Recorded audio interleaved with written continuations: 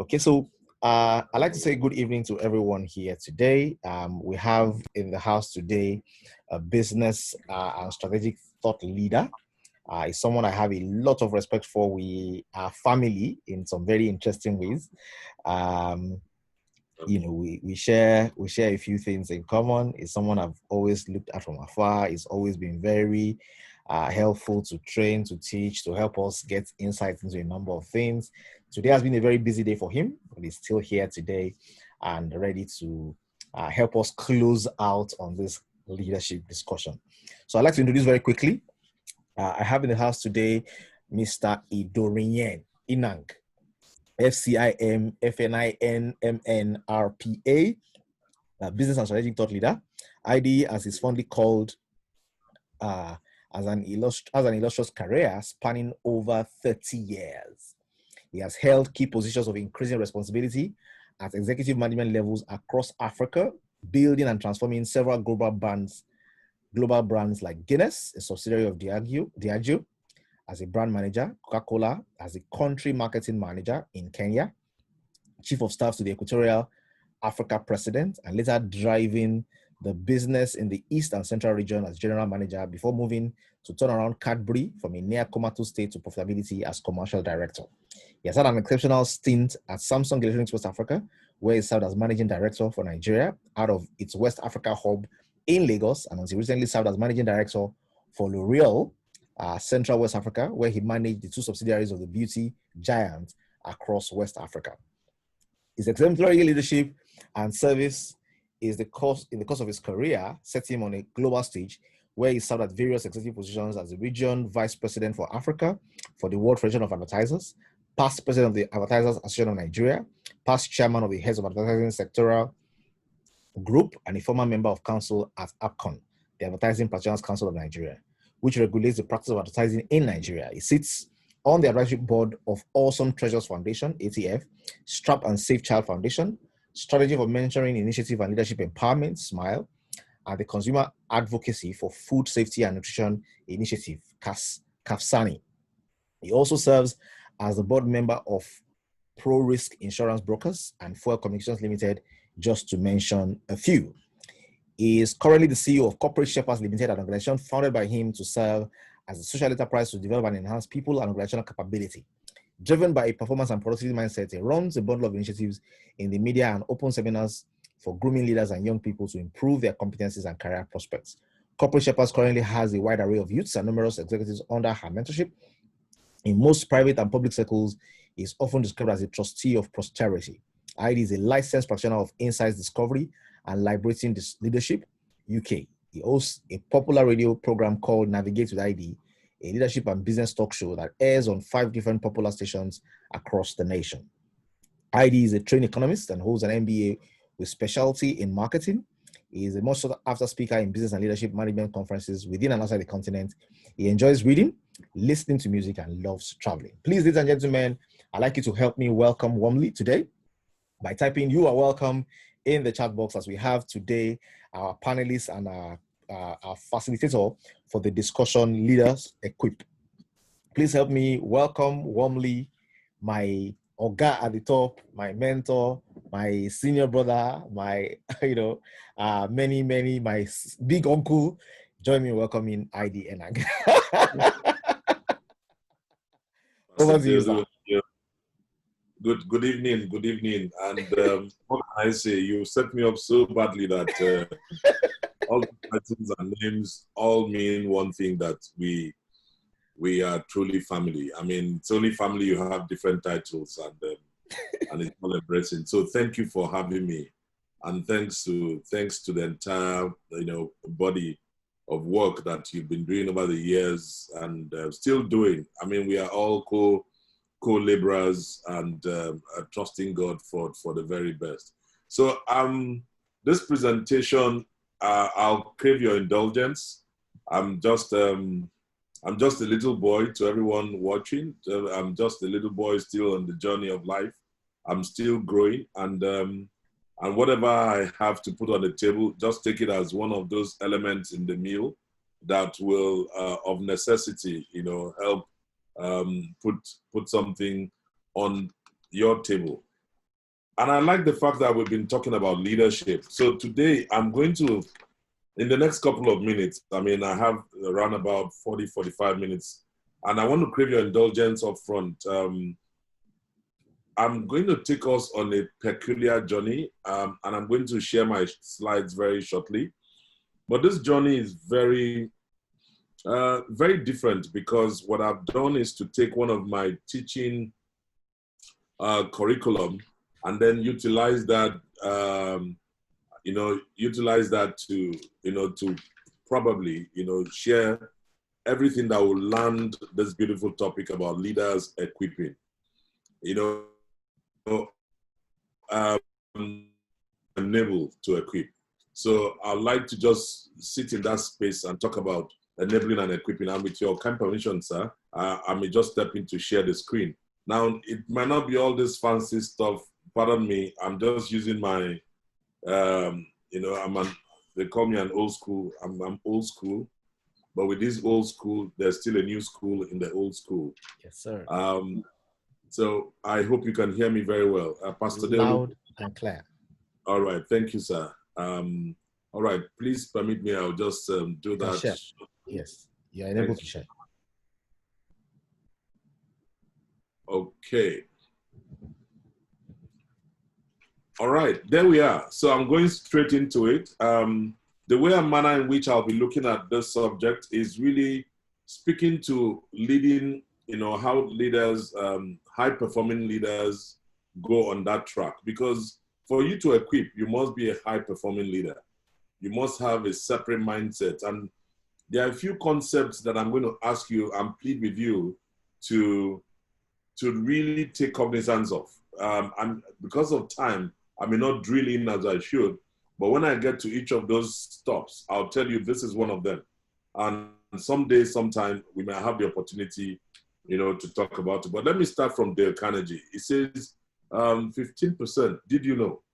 15% of your earning potential comes from knowledge and direct skills. The other 85% actually comes from interpersonal and leadership skills. That's what Dale Carnegie said, and it's so true.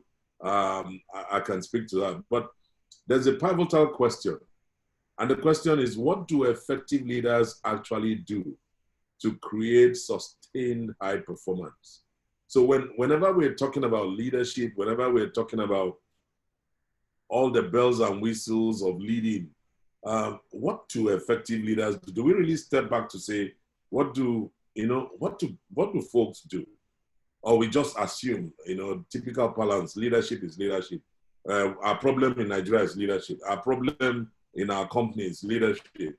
We bandy the words, but do we really ask ourselves, what do effective leaders actually do to create, and underline the word, sustained high performance? Well, here's what has come through from the findings from the research taken. One of such is that the highest performing leaders were remarkably similar and consistent in what they did. Again, underline the word consistent. Consistent. Seest thou a man diligent, consistent. Diligence brings all of those things together, hard work and all the dimensions, faith. When you pull all of that together, you know that you must be diligent in faith. Going through hard work, you're diligent. Performance is also a product of what? Diligence. And they were not charismatic heroes, but ordinary people who had discovered a particular way of working. And that's really what it means to be exceptional, to be extraordinary. There is that little extra on top of ordinary that makes you extraordinary. And that is a consistent nature in which some people have taken on, and in the process, they enable and they equip. So what is this way of working? The first thing is a central mindset. The second, it's about a process. And lastly, it's about a set of skills. You cannot bring in a consistent nature if you do not have the right mindset. And the mindset must not be a mind trap. Many people the reason they cannot even go through the process is because of the mind trap. The minds are trapped, in all forms of idiosyncrasies. beliefs. And those underlying beliefs, they begin to shape how people act. You know, one of my favorite books is Jim Collins' Good to Great. And one of the things he talked about is a disciplined thought. The disciplined thought brings about a disciplined action, and that in itself leads to transformation. So beyond mere management, the results of high performance performing leadership is a function of several factors. Number one, it's about the team going in the same direction. It's about high morale. It's about high achievement. It's about high reputation. It's about meeting special demands and then managing change. I mean, just look at COVID, what has happened to us. Many people are yet to come out of it. They still believe that, no, after COVID, I'll get out of the house and that's when I'll start working. No, don't worry, no, they can't manage that change. But in that same boat, some people are excelling, while some are shouting, oh, there's a casting down. Some are already lifted. They are even lifted higher. I had one of my bros call me during the pandemic, the lockdown. And he said to me, Emo, you can't believe it. He said, your sister has, that's a wife. Now you won't believe it. Do you know that her entire turnover for a year, she made it in 2 months? How do you explain that? Whereas some other person next to her will say, COVID pamio. But how do you manage change? High performing leadership comes with managing change, but it's a function again of underlying attitudes and beliefs. You look at the image up there, you'll find out that, this looks very familiar. One is accidented and one is still standing. To people, all manner of excuses. Oh, the reason why I cannot ride my bicycle is because, the last time it had a little crash and then a little dent and blah, blah, blah. And because of that, you don't know where a repairer sits or you don't know where a repairer stays. But some other person with that same challenge decides to look for support. And in looking for the support, he or she is able to fix it and the bike or the wheel is working. But some other person sits there and is drooling. I'm waiting for this, like the man by the pool of Bethesda. Just waiting. How many times have you had to wait when all it took for you was just to push that attitude, the push button? And that's what really about high performance is about. So I'm on this journey. When you see that leaders need to equip, leadership starts from the individual. You cannot be a good leader of others if you're not a good leader of self. So a good leader of self becomes a good leader of others, and after that, you become a leader of leaders. Remember, I talked about the central mindset, the process. It's very important. So as we go on this is where I want to land.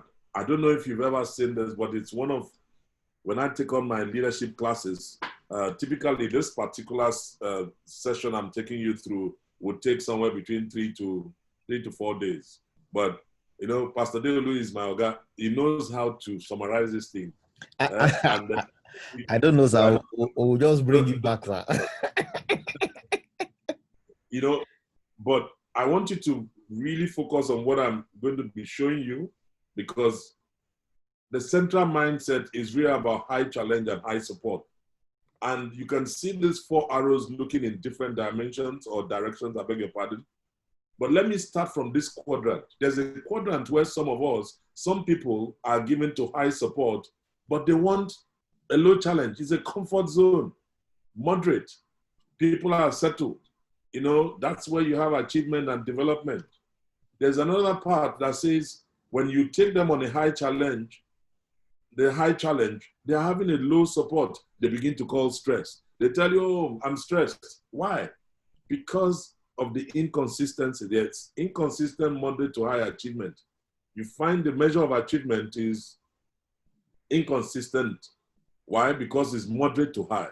Listen to the words I use very carefully. High challenge, low support. High support, low challenge. Looking at the two, you then have low challenge, low support. Many Nigerians are at this stage now. They don't even challenge themselves. And there's no support. Now, many of you are privileged to be in the network of Pastor Deolu. And so to a large extent, you're getting a lot of high support. But he is not the one that will initiate the challenge. It is when he equips you here that you then go up out there and then you take on whatever challenge has come because of what you have learned. But if you are not mentally, remember I talked about the mindset, if you're not well grounded here as a leader, you can't move that needle. So what is this beautiful quadrant that we should go to? This is where high performing leaders sit. They are consistent because they have high support and there's a high challenge. COVID was a high challenge. And what people require at that was high, but what does it bring about? Commitment. It is a committed leader, a committed mind, a committed man, a committed woman that will be consistent. But one that has seen the challenge and does not have the support, you will see that person kicking. So in terms of performance, to be moderate to high. But one that is of apathy, low achievement, and development. This is the central mindset we're starting from.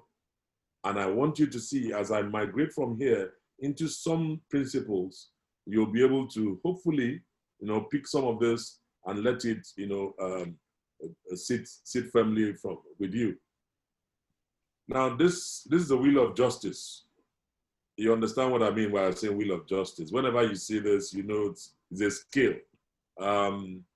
Both high challenge and high support, they are used in very powerful and equal combinations. So the first thing I want you to take out of this is, if you want to be a high-performing leader that is equipping others, you must be responsible for two things. The skill must balance. Taking on high challenge, high support.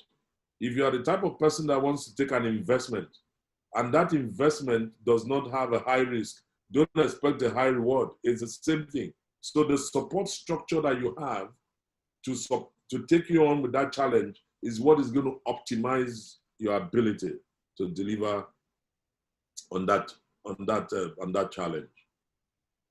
But here's what I want to share with you. This is what makes the difference.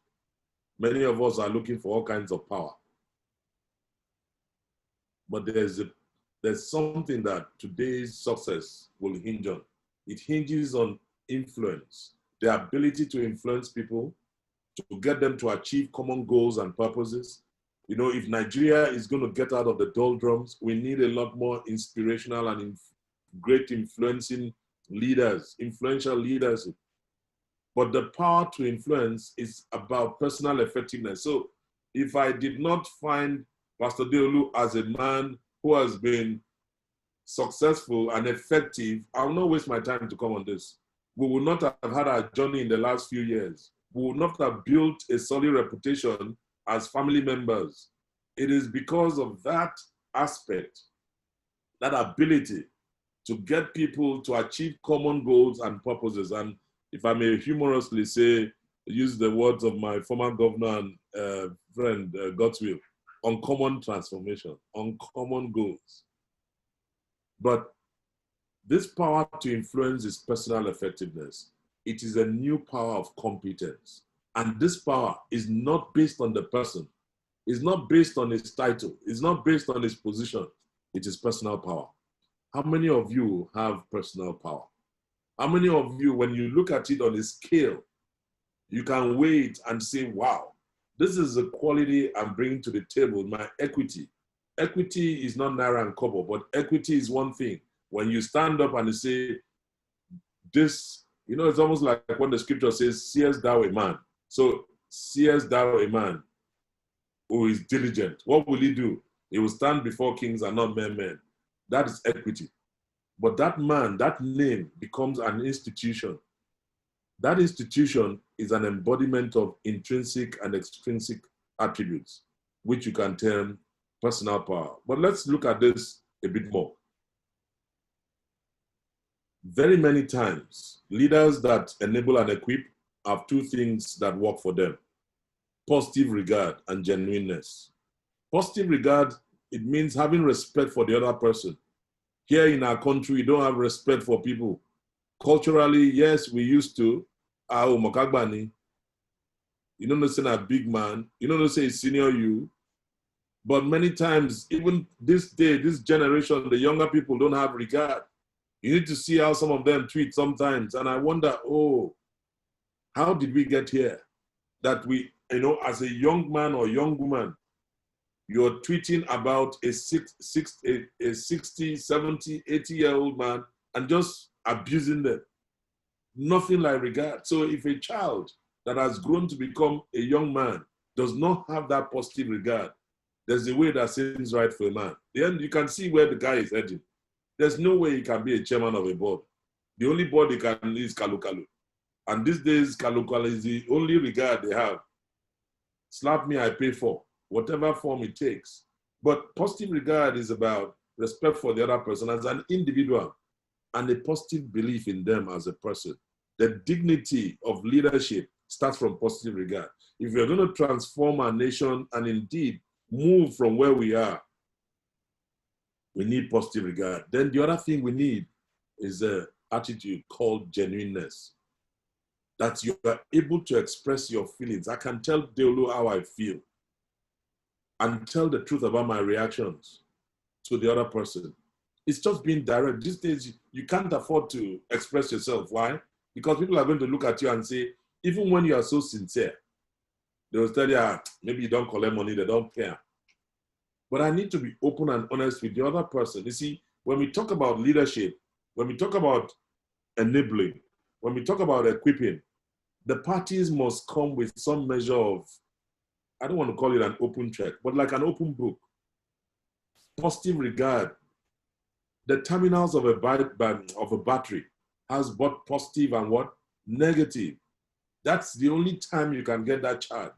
So this charge is about positive, and it's about the negative terminal, positive regard and genuineness. So when you're talking about equipping, if you don't have this today, then you have not even started. Because you must respect your spouse. You must respect your child. My 7-year-old daughter demands, and she's a human being. So daddy must respect her. Daddy must not say because he's daddy, he just bullies her. There's a lot of bullying that happens.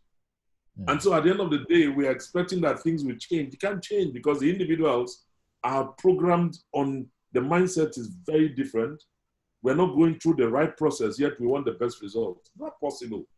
That's why we're not able to count, even if we have 10 million churches, it will end up with the congregation being 1 billion. You just have at best 1,000 that are worth the while. And you always ask yourself, Christians, I mean, I'm well, there are some things I say and I have to qualify them. Some of my best friends are Muslims, and you'll be shocked that they have more dignity than the ones that are Christians. So it's not about their faith. Yes, faith is not about their religion, their beliefs, but it has a part. But how are they living it in such a way that we can both meet at some place? They start with that positive regard. But yeah, we work with all manner of, I know this more than the other. I'm the best thing that happened since sliced bread. When Jesus came down, he slept in my house. So if you are Mary and Martha, what would you do? Many of us carry it as if, but that was not the life. Jesus was a friend of sinners. He had positive regard. That whole compassion, the authenticity that he brought to the table was unparalleled. That's the genuineness. So leadership and equipping, by the time he's leaving the surface of planet Earth, he said, I'm going to send you a comforter. Is there, if you look through your life now, someone you've definitely expressed positive regard to or genuineness as a child? Just get a small child now and trust God to help you at age 5, age 10, or look back at a child that is probably, I'm making this up, maybe 25, and then look at the family you've known, and that person calls you Uncle So-so or Auntie So-so. Whatever title they are looking at, that child, you must have extended so much regard to that child that even the parents will say to you, listen, Uncle Soso is coming. I'm going to tell him, we'll beg you. There was a particular, I have a particular example here. I have a very good brother of mine whom I love so much. You know Marcos very well. Marcos, and now his daughter, Tolu. Tolu is my aburo. I mean, Tolu is not a little girl. You know Tolu. Imagine Delu saying to you that sometime last year, I get a report from Marcos saying, I can't, this was daughter, father, and then he now said, Tolu, I'm going to report you to Uncle ID. And Tolu went on her knees and said, Dad, do anything to me, but don't report me to Uncle ID.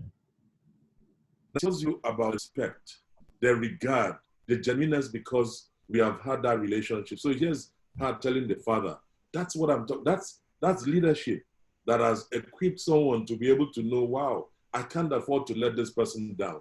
How many of our young people think like that these days? Part of it is because nobody has shown them the pathway. And I'll tell you, this is one, there are two big concepts I'm going to share tonight. And I'm trusting God that if I'm able to get through those two, then the deal is done. This is one. It's called the OK Choral. If there's nothing else you'll take tonight, please just get your pen, get your paper, and follow me as I follow Christ. Just take this OK Choral and draw exactly what I have. Just like we had, remember the last one that we had? Yeah. High support, low challenge, high support, high challenge, low challenge, high support, low support. This one is at the top there, north. It's I'm okay. South, I'm not okay. West, east, you're not okay, you are okay. Now, each of this means something. It is actually a space of attitude and attitudinal dimensions of behavior. It's typified in these 4 quadrants, and I'll begin to show you something. Now, when you have this quadrant to my left that I've highlighted, it is, I am okay, you are not okay. So between Delu and I am okay, but Delu is not okay. So I plus you minus. You get the point now. All right? Now, let me come to another that says, I am not okay, but Delu is, you are okay. All right? Then there is, you are not okay, I am not okay. So let me start, just go back a bit and tell you, I am okay, you are not okay. Now, this particular attitude, it just tells you it's a feeling of superiority, either through an aggressive stance or it is through an overprotective approach. So this kind of space is one person feels, I'm bigger, the usual. Now, when you come to, I'm not okay, at I minus you plus, that is when you are viewing from a different place. It's likely at that stage that your self-esteem has taken a knock. You are strongly influenced by that person. So I am not okay, but you are okay. It means that this person has battered and I've been battered. Then we take another one.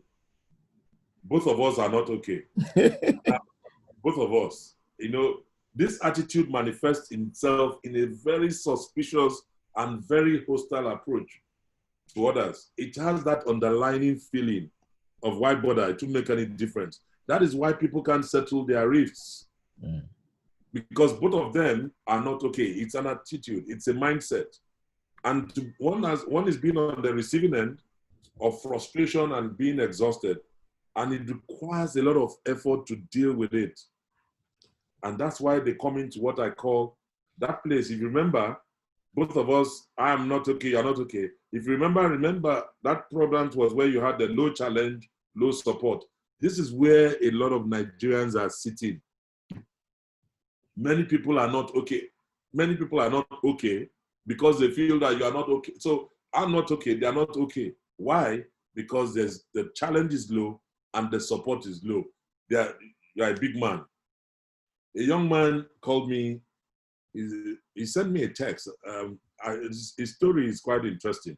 I met him many years ago when I was in the LOC of WAFO. Amos Adamu, the former IG, was the chairman of that LOC, and then a lot of distinguished. The current NFF chairman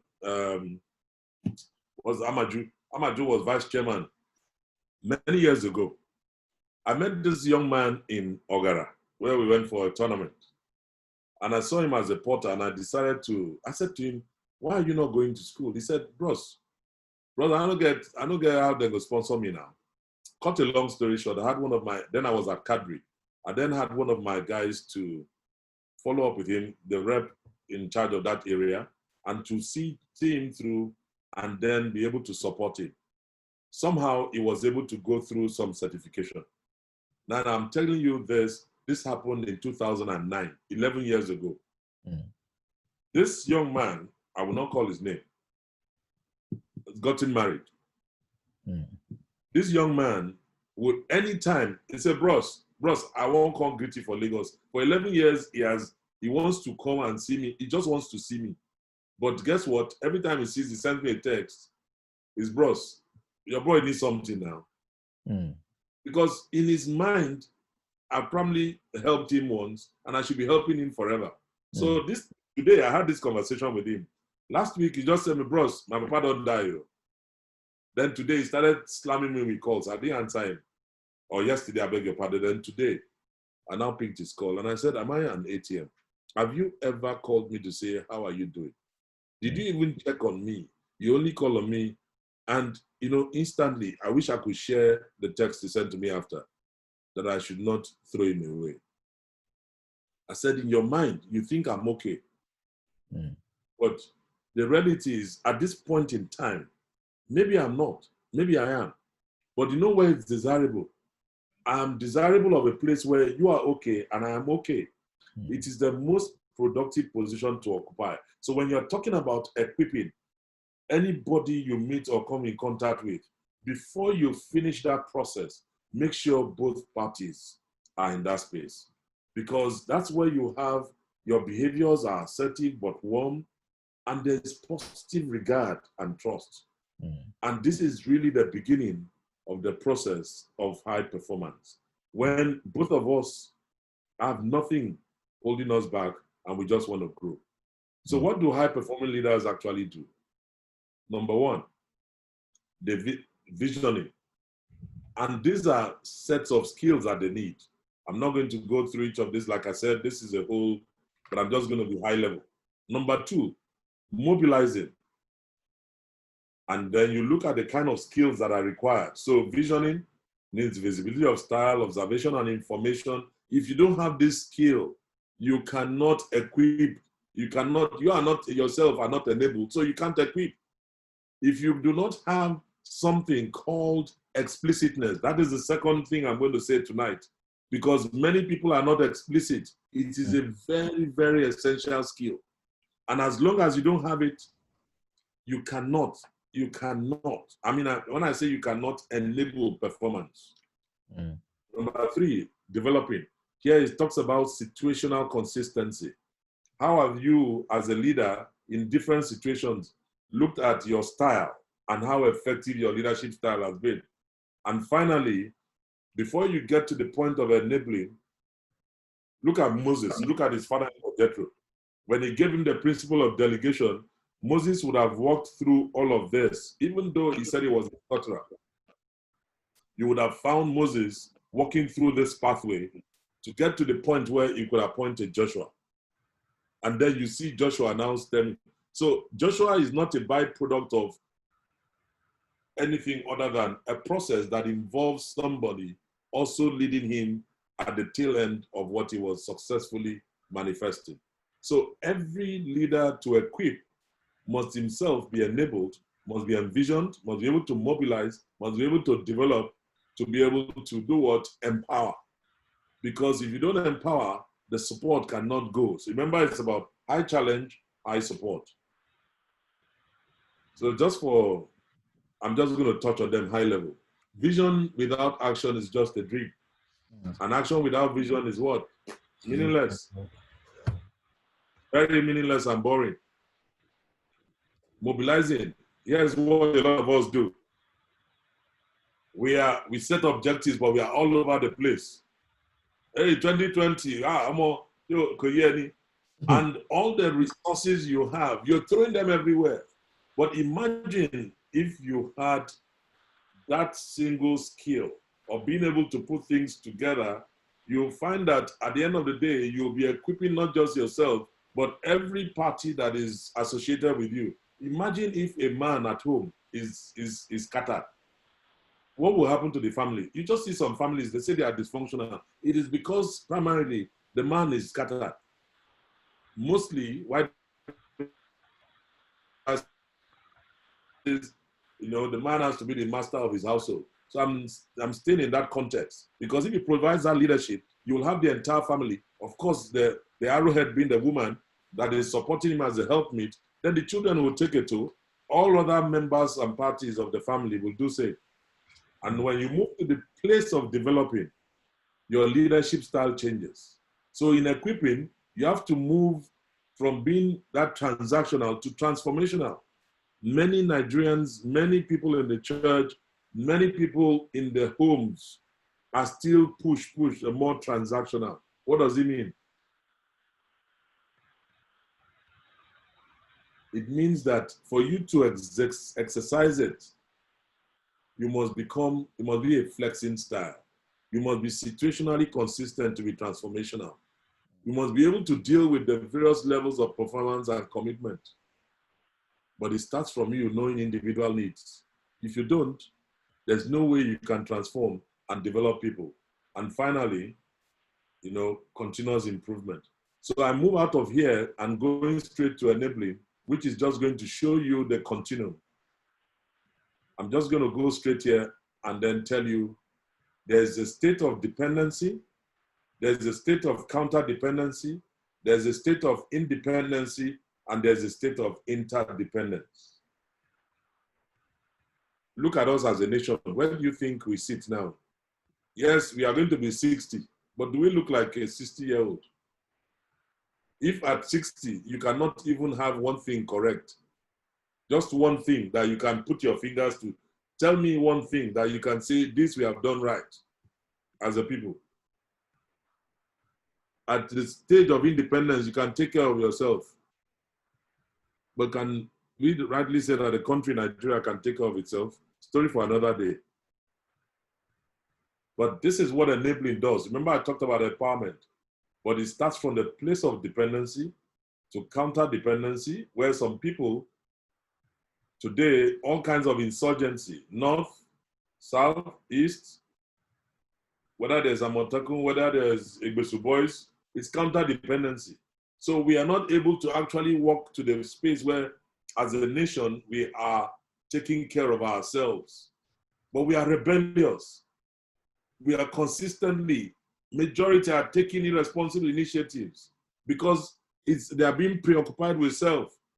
You find a lot of leaders now, they are amassing. And until we move from that, we can't enable. That's why the Nigerian state is not equipping, because it hasn't moved. It hasn't moved from counter-dependency.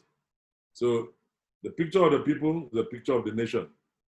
So let me bring all of them together. The OK Choral and the high support, high challenge. I hope it's descriptive enough. Yes, sir. You see, when I started, I told you about high support, high challenge. I said this was a quadrant to be. As a quadrant of commitment, yeah. This is the place that we need to be. However, when you look at it here, I'm okay, you are not okay. I'm okay, I'm not okay, you are not okay. I am not okay, you are okay. But here, you and I are okay. See what it brings. It brings a relationship, brings a life of independency and interdependency. The federal and confederal status we are looking for is here. that each joint will supply. That's what the scripture talks about. This is where every joint supplies. But here, this is where we are, counter dependency. I'm not okay, you are okay. So the man, the poor, the lowest sitting man sees you driving a Range Rover. The guy is already angry on the streets. Rage. He's throwing a stone at your car. He said, what is it? He's rebellious because he thinks that the challenge of the economy is killing him, high challenge, and he doesn't have any support. And so we all become what? Victims. So this is where the models come together. I want us to be able to see why it's important that we all need to do things differently. In our small spaces, it's important as leaders, we must not just enable, but we must equip. These are the barriers to delegation. Many of us are very, very, so much into ourselves. I can do it by myself. My people just aren't capable enough. These are the lines that we hear every day. You don't want to delegate. Some people, they don't want to go and leave. They are there in that seat. They tell you, okay, they won't promote you. You say, I bet me they don't promote, I don't leave me for where I did. Some will tell you, my people prefer that I make the decisions because they are dumb, they don't have a head, or they don't have any tail. No. So these are the barriers that come in, and it all comes because of the OK Corral, the central mindset, and built in there is the OK Corral. And then this one I kept as the last. Team members want to avoid responsibility. Look at there's, I just came out of a call with a very senior executive in the industry. And we just talk about the gap in the finance sector, the gap in the manufacturing sector. There are gaps everywhere. Why?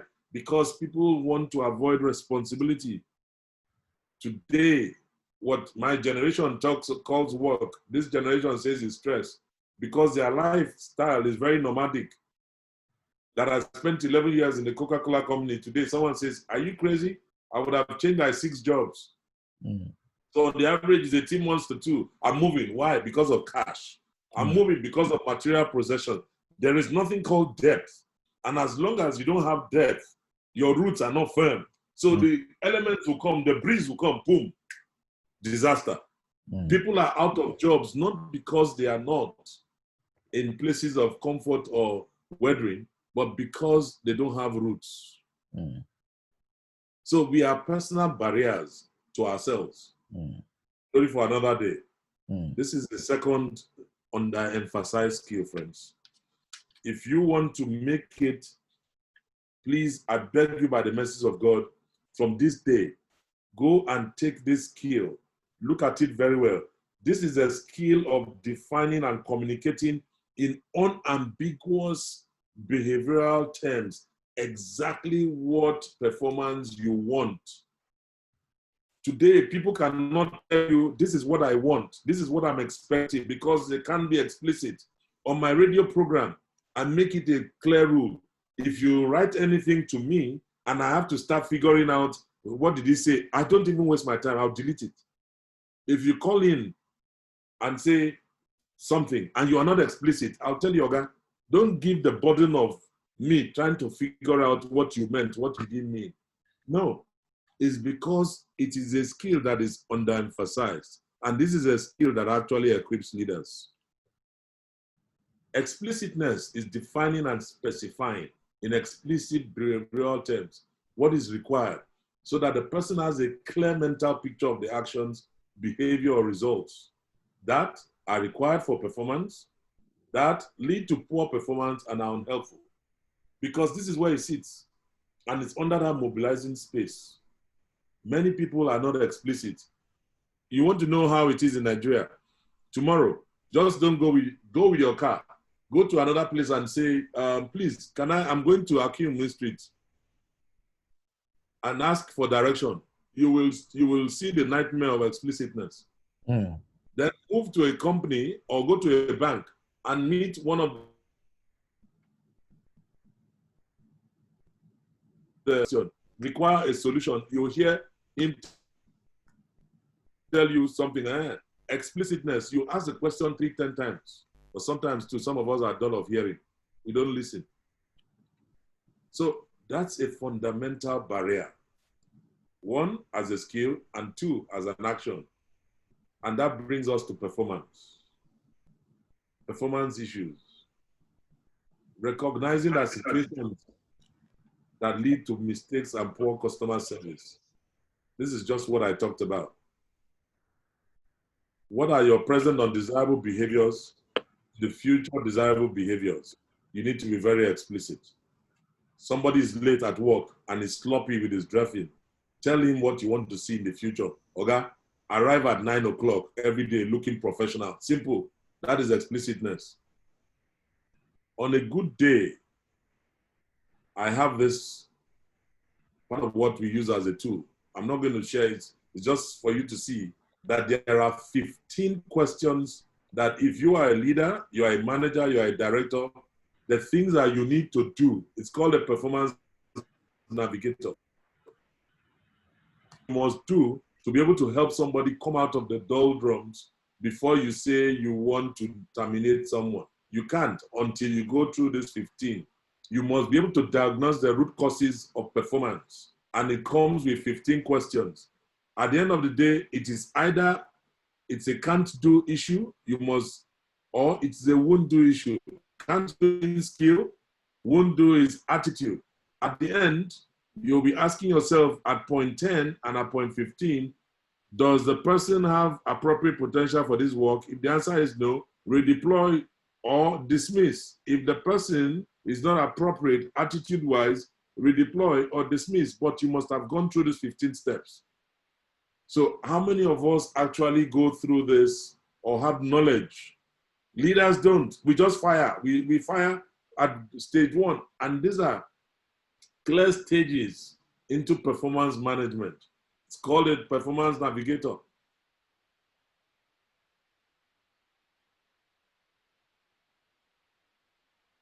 I call rewards. How many of us see rewards? What exactly do you consider a reward? Self-esteem and worth, job satisfaction, teamwork. Look at them. Do you see thank you that can drive personal growth? Gives a sense of belonging. It's like a cake. Well done. You know, praise. Some people, bigger office shows, job security, pension, company car, money. I wish I could go into all the kinds of rewards, but time is of essence. But let me share this because I'm about to learn my craft. From the reward scale, what this is saying is, as leaders want to equip, they must start from the less available to the more available. What do I mean? Less available is money, cars, bigger offices, promotion. Guys, stop looking for this because they are less available. Nobody's going to give you cash if you're not performing. One of the things God graced me with was in the course of my career was I was paid for my performance. When Samsung hired me, I said to them, they sent me an offer letter. And then the offer letter, they put there whatever. I looked at it, I said, you are not serious. I'm a big fish. If you want to carry me, it's not with hook. You need to come with a mighty trawler. And they said, what do I want? I said, see, this is what I want. And the first car they gave me was Pajero. I said, I drove a Pajero maybe 10, 12 years ago or 15. How can I go back? At the end of the day, I went to Coscharis to buy myself a GT 535i. It was 20 million. It was in 2010, 10 years ago. That was less available, but you know what? Because of performance, they were able to pay for it. So if your performance is not there, you can't demand for money, cars, bigger office or promotion. As you move towards that continuum, some things you can actually give. Prizes, time off. This is how leaders can equip. Responsibility, fun, favorite work. I know some of my colleagues are on this call. I mean, the last time we actually sat in the office, someone like Fola, I hope Fola is on the call. Fola, I probably saw her face last in March. I only see her on Zoom. But have we been working? Yes. But have we been having fun? Yes. But take the time off. But what is more available that leaders use to equip? Praise, recognition, freedom. personal development, take interest in building people. But many of us are glued to, we're looking for money, cars, and bigger offices. Those can only come when you have the currency. And the currency is what? Performance. If you do not perform at a high level, don't expect money to come unless you want to follow one of the kalukalus. You can't have a big car. Anybody that is just, whether you want to be, what do you call it, assurance. Assurance does not, go and ask the man calling assurance. He's working hard. I'm basically saying, leaders, the importance of motivation in the performance development equation. Performance is about skills and motivation, folks. That is what the summary of motivation is. Skills times motivation, because performance is actually the situation. So at the end, I'm talking about intrinsic and extrinsic rewards. This is how rewards are psychological and experienced directly by the individual. But then rewards are also provided by an outside agent. I'm enjoying the benefit of my fellowship with Deolu here. They are very intrinsic, but they are becoming extrinsic to you all. You are benefiting from the reward of my relationship with him that spans a decade. So this is what it is. And you can all look at it here. Let me put it in a place about equipping. So when you are looking for job satisfaction, it's very intrinsic. When you're looking for money, it's extrinsic. Why? Because you want to buy those things. But somebody can, I would rather you give me time off. I'd rather give half a day or a day. Whatever you do something well, and I pat you on the back, I said, take one more day for your leave. It's both extrinsic and intrinsic because you can call it up anytime. Fun is very intrinsic. But if you look at it, there are more intrinsics than extrinsic. Many of us are looking for security. But one thing that can drive that security is learning and personal growth. You don't invest here, but you are looking for job security and you are looking for money. Foul. It's not going to happen. Finally, leaders can only enable and equip when there's what we call situational consistency. It's about selecting the right style for the situation. That's about style effectiveness and using an appropriate range of styles, skills, matched to the situation. That's style flexibility. So style effectiveness, style flexibility, and all of that will tell you how consistent you are in delivering performance, how people are ready to work for you, to die for you if need be, simply because of that. This is where Peter felt, I failed this man. I failed this man. Despite all this man, but Jesus had to tell him ahead that, listen, guy, I've been able to rescue you. The devil had demanded to take you, but it's about style, flexibility. Style, effectiveness, and style flexibility. This will always result in situational consistency. So my dear friends, I'm using this as my last slide to wrap up. When you look at your leadership style and situational consistency summary, when you ask yourself in decision-making in terms of your behavior, at the center is high challenge, high support, where we want to be.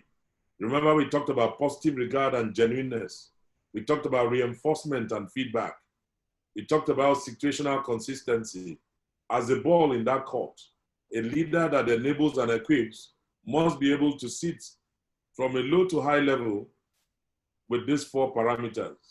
And then you'll see from delegating to directing, mentoring and coaching, each of them stands still in separate spaces and would allow you to become explicit in what you want. So a leader has to be explicit about what is required and how to do it, and it makes the decisions and monitors performance closely. At the end of the day, the leader and the member are both involved in deciding how to get it. This is how leaders equip. This is how leaders enable. And this is how leadership produces results. Because at the end, it is can-do, will-do situation that will deliver everything. So I'm just going to leave. This is going into can do and will do. I'm not in for the assessment now, so please just humor me as I close with those two findings again.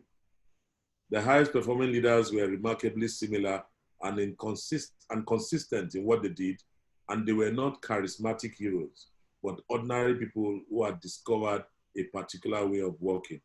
That's all I need you to do. To understand a particular way of working, be consistent. You'll find that you enable, you'll equip, and guess what? You will always operate at that place of optimality. I'm okay, you are okay. High support, high challenge, and that is the mindset of a high-performing leader. Thank you so much, everyone. I guess that just to let you know that this day I'm ready to solve questions. Thank you. Thank you very much. Thank you so much. Thank you very much, ID. For all of us that are listening today, this is the time where we ask our questions. So if you are in today and you have questions you want to ask, you've been listening, you should have questions. If you have not been asked, if you don't have any question, that means like somebody said, this is deep. This is the excuse we have for not having questions. So, okay, so very good. I think people are very creative. Wow, this is superlative. Excellent. This is deep. Wow, very good. Please, let's ask our questions. Questions, are the answers. Questions are the ways we navigate and we're able to find the things that we can quickly apply. So if anybody has a question today, this is where you share your questions ASAP. Okay, I'm sure all of us have learned a few very important things that will be useful for our careers, useful for our businesses, useful for our leadership. Remember, it's been a 10 weeks conversation, or 6 weeks or 10 seminars on leadership. And this is like, icing it off quite nicely, talking about enabling and equipping. So if you have questions today, please let's pull them through. While we're asking our questions, somebody asks is this Uncle ID of Lagos? Lagos Talks. Lagos yes. Talks. Yes, my Lagos program. I get to that. Yeah, somebody was asking. Yeah. Okay, That's good. Somebody says, thanks, my president. NINM. So you have people from NINM here as well, throwing away their salutes.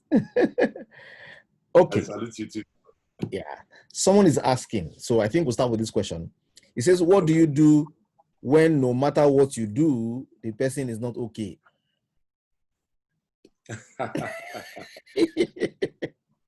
I have a very simple way I treat stuff. First of all, is that I do not assume that somebody, let me backtrack. Whenever I feel someone has changed, the first place I look at is myself, because I could be the reason why that person has changed. Many times we don't look inwards, we don't look at ourselves, but we are looking at this party and we are expecting that party, but it's actually, like they say, action and reaction are equal and opposite. But you need to start from yourself and say, what am I doing that is tipping this person off? If you start from that, most times you find out that the person will ease in and easily come to you and say, see that thing you were doing, I didn't like it. Not many people are approachable. Not many people want to open up. So you may have to get to the very core by changing who you are and aligning with it's almost like it's a deep spiritual dimension. It's really deep, calling to deep, to assess yourself and know that, hey, I'm not the cause of this, but even if I am, I really want to know where you sit. Secondly, you lose nothing by letting the person see that you are just human. You are subject to the same, challenges that they go through. So many of us go to people as heroes, but we don't realize that we have also been victims at some point. So when we share or show some of the scars, then we can, just like Jesus, know that, hey, this man too can be touched by the feeling of our own infirmities. He understands me. He's been there. But many times we want to hide it. We don't want people to know our weaknesses. We don't want people to know that we fell short of certain parts. I believe when you take that approach, you'll win more than you lose on the other side. You lose because the person does not see you as being real. You're not authentic. And authenticity is a great attribute of a leader. You have to be real. Okay. I hope, Peace, your question has been answered. I have a question I'd like to ask. So, in Equip, how do you measure and know that you are doing it correctly? So, how do you know that the person that people you're working with, they have been equipped or they are being well equipped? I think the first thing to do is there's what I would say. Have a contract. There has to be a contract. And I'm not saying you go and write whatever, okay? Before you set out on a journey and then you know that you must be purposeful. So where are you heading, Deolu? I'm going to Palm Grove. You are clear. You know, you have that focus. So in going to Palm Grove, it means you need certain vehicles. Okay, what are the options open to you? Public transport, you can hitch, you can take a, get a ride. You can choose to go with a bicycle. There are several options. So in the process of having that conversation with you, I am able to know the vehicle you've chosen. And I'm able to say to you, well, I'm not going to take the decision for you, but these are the options available. But you have to make that choice.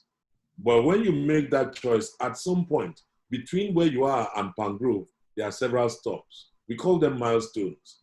You must, if you truly desire to see that person grow, you need to check in. Because a farmer has to go check his farm, has to go check the crops. That's the process of nurturing. So if you are truly a nurturer, just like a parent, a natural parent will do to his or her child, you'll find that this growth, with all this food I'm giving this child is looking lean. Then you now think, when last did I deworm him or her? Sort of. Then the panacea, the medicine, the medication will come, and then you know what to infuse. So what I'll say is, it's what I call the syringe effect. When you think about a syringe, you go to the hospital and the doctor looks at you and sends you to the lab. When you get to the lab, what do? They put a syringe in you and they draw blood. Why? Because they want to send it for diagnostics. And when it goes in there, the next thing that happens, they bring a report. And the doctor looks at it and then recommends what? Some injection. It could even be, even if it's a drip they want to give to you, IV, you have to say the same syringe, the same injection that was used to diagnose has been used to inject the fluid that will give you life. So leading, equipping is almost transiting into that syringe effect. If you don't do both and balance it, you will always look at people from afar. Remember that one I talked about, when people think that I'm Mopoju, you begin to look down, condescend, and last week on my radio program, I talked about cryptic clues. Cryptic clues. There are hidden secret clues. If the word talks about this vessels, that these are vessels of treasure. Look at David and the Amalekite. The Amalekite was a cryptic clue. Look at Joseph with the baker and the butler. They were cryptic clues. If he didn't have compassion, he would not know what was in their heart and mind to be able to help them. And what happened? That was his gateway out of jail. So many times it's actually enlightened self-interest when you check on others, because that man or woman you're helping will turn around to become your savior at the end. Just like the Amalekite was the one that made David recover all after checking in with God. So that's the way I would look at it. Okay, very good. So there's a question here. It says, you mentioned that it's important to be explicit. This is Shola O. How do you deal with a team member who isn't explicit and doesn't have positive regards? Okay. There are two things I'll give you. It's when you have such a situation, what you look at, what you need is, I'll give you a simple model. It's called PAR. It's an influencing model. You need to delve into it by way of influencing. And then the PAR, The P there is to probe. You need to probe. Many times we don't want to probe. Go find out. When you probe and find out why is that person, behaving that way? What could be the reasons or occasion to that? What you've done is move to the A. The A is align. When you probe, that is the why, you go deep. By the time that person is able to come up to share with you, you would have gained some alignment. And in that alignment, you would have raised the person. So PAR means probe, align, and raise. When a person is not explicit, what are you doing to help him? You have not probed well enough to understand. You see, there are root causes and there are proximate causes. That you wake up every day in your house and you have malaria. Every time you're taking malaria medication, then you feel everywhere and say mosquitoes, mosquitoes. On environmental sanitation, you are snoring and your gutters are full. You are waiting for state government. That is the root cause of your malaria because it's breeding mosquitoes. Rather than, it's like using Ogun Lakbalakba, you'll be using it for headache. It won't work. So you need to change your style. Your own style is not effective because you're not communicating. So, but with the probe, align, and raise activity, you'll find that person will open up and you'll be able to get into the very core and turn the dial. And the next thing, you'll start seeing results. This is what it means to lead because it's sacrifice, it's death. Okay, thank you very much. I think, if there's any tip that is coming out, don't stop looking at the problem from the other person's perspective. Ask yourself, what do I need to fix to change the dial? Very true, sir. It says, secondly, I missed some part of this network. Is there a way you share the OK choral? It was asking, is there a way you... I told you to just draw it. It's not, you can even draw it with your own hands. I'm okay, you're not okay.